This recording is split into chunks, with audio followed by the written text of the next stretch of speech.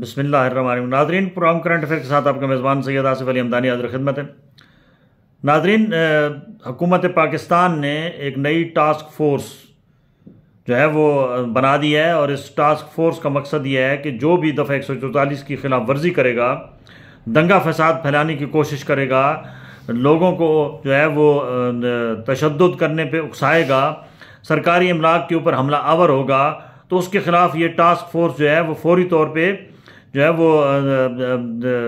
React करेगी और कार्रवाई करने को इनको तमाम इख्तियारात हासिल होंगे। इस टास्क फोर्स के अंदर इंटेलिजेंस ब्यूरो, मिलिट्री इंटेलिजेंस के तरबियत याफ्ता नौजवान, FIA, स्पेशल ब्रांच के मुख्तलिफ जो तरबियत याफ्ता नौजवान हैं उनको जो है ये टास्क सौंपा गया है। और इस टास्क फोर्स की इम्प्लीमेंटेशन जो है वो फौरी तौर पर पंजाब के अंदर जो है वो आज से इसका नोटिफिकेशन हो गया है और इस पर जो है वो ये टास्क फोर्स जो है वो मुख्तलिफ शहरों के अंदर मुख्तलिफ मकामात के ऊपर जो है वो अपनी ड्यूटी सर अंजाम देगी। साथ ये भी कहा गया है कि फेक न्यूज़ फैलाने वालों के गिर्द भी घेरा तंग कर लिया गया है और जो सोशल मीडिया है, जिनके सोशल मीडिया अकाउंट्स हैं जहाँ पे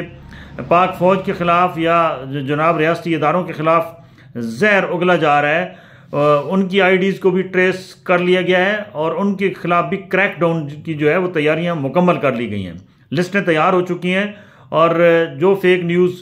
के मुतहम्मिल जो भी यूट्यूबर होगा या कोई फेसबुक का या सोशल एक्टिविस्ट होगा, उसको कम अज़ कम 5 साल सज़ा है और जुर्माना अलग होगा। फेक न्यूज़ से मुतालिक पहले भी ये कानून पास हो चुका है लेकिन उसके ऊपर अमल दरामद नहीं हो रहा था। अब हुकूमत ने यह फैसला किया है कि सख्ती से अमल दरामद होगा और किसी को कोई रियायत नहीं दी जाएगी। दूसरी जानिब PTI के जो मुख्तलिफ हल्के हैं वो उनको ये हिदायत इमरान खान ने दी हैं कि आप नए सिरे से सफ़ बंदी करें और कौमी असम्बली और सेनेट के इजलास के लिए रिक्वेजिशन जमा करवाएं और कौमी असम्बली और सेनेट का इजलास फौरी तौर पे बुलवाया जाए और असम्बली हाल के अंदर एहतजाज रिकॉर्ड कराया जाए कि हमारे साथ ये 24 जो नवंबर है उसके सानिया जो है वो D चौक, उसके ऊपर हमारे साथ जुल्म हुआ है, ज़्यादती हुई है, हक़ाइक़ को मसख़ किया गया है और एक आला सतही जुडिशल कमीशन बनाया जाए जो इस बात की तहकीकात करे कि कौन कसूरवार है, क्या सिक्योरिटी फोर्सेस ने PTI के लोगों को नहीं मारा, अगर मारा है तो उसका हिसाब कौन देगा। ये इमरान खान का मुतालबा है कि इसकी भी शफाफ तरीके से इंक्वायरी कराई जाए। दूसरी जानिब आज जो बैरिस्टर गोहर हैं उन्होंने रिक्वेजिशन के लिए भी आज जो है वो दरख्वास्त जमा करवा दी है, कौमी असम्बली के इजलास के लिए भी और सेनेट के अंदर भी शिबली फराज साहब की ये ज़िम्मेदारी लगाई गई है।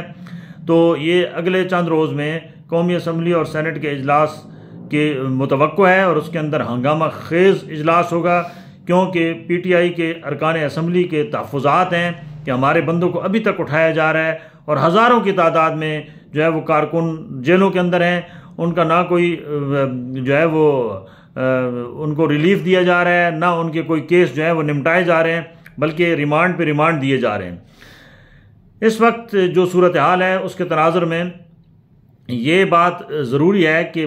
पहले रियासत है, फिर उसके बाद अवाम है और रियासत को भी चाहिए कि वो अवाम के जो भी इस वक्त ख़ुसूसी तौर पे जो बेगुनाह लोग हैं, मैं बार बार अपने व्लॉग में कह रहा हूँ कि जो बेगुनाह लोग हैं उनको जेलों से निकाला जाए और किसी को नाजायज़ तरीके से घरों से ना उठाया जाए क्योंकि ये जो नफ़रत का बीज बोया जा रहा है ख़ुसूसी तौर पे नौजवान नस्ल के अंदर, इसके कोई जो है वो फसल अच्छी तैयार नहीं हो रही है और इसके रिज़ल्ट मनफी होंगे, मुस्बित नहीं हो सकते क्योंकि हमारी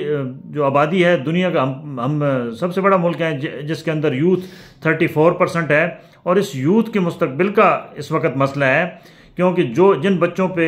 18-19 साल, 20 साल, 22 साल, 25 साल के जो नौजवान हैं उनके ऊपर FIRों पे FIRें दी जा रही हैं, उनका मुस्तकबिल तारीक हो रहा है, उनका फ्यूचर, उनका जनाब तालीम जो है वो तबाह हो रहा है। तो इस सिलसिले में हुकूमत को चाहिए कि थोड़ा सा नरमी से बरते और नौजवान नस्ल अगर बिगड़ गई तो हालात मज़ीद ख़राब होंगे और इसकी तमाम तर ज़िम्मेदारी मौजूदा हुकूमत पे होगी, क्योंकि हुकूमत इस तरफ तवज्जो नहीं दे रही है कि नौजवान ही इस पाकिस्तान का मुस्तकबिल हैं। अगर उनको इस तरीके से जेलों में बंद रखा गया, क्योंकि आपको पता है हमारी जेलों की जो सूरत हाल है, वहाँ कितने ख़तरनाक कैदी मौजूद होते हैं, उसके दरमियान अगर एक नए नौजवान बच्चे को भी आप डाल देंगे तो उस सोबत में वो रह के क्या सीखेगा।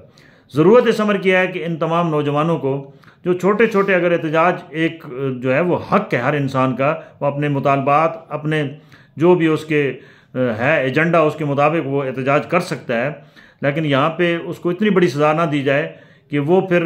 जो है वो बंदूक उठाने पे मजबूर हो जाए। इस तरफ रियासती इदारों को और हुकूमत को चाहिए कि थोड़ा सा नरमी से काम लें और इन नौजवानों को जो है वो बाकायदा तौर पे रिलीफ दें और इनको एक किस्म की नसीहत करें कि आइंदा इस किस्म तोड़ फोड़ या अगर तशद्दुद का जो इस वक्त अंसर है वो उसको ख़त्म किया जा सके।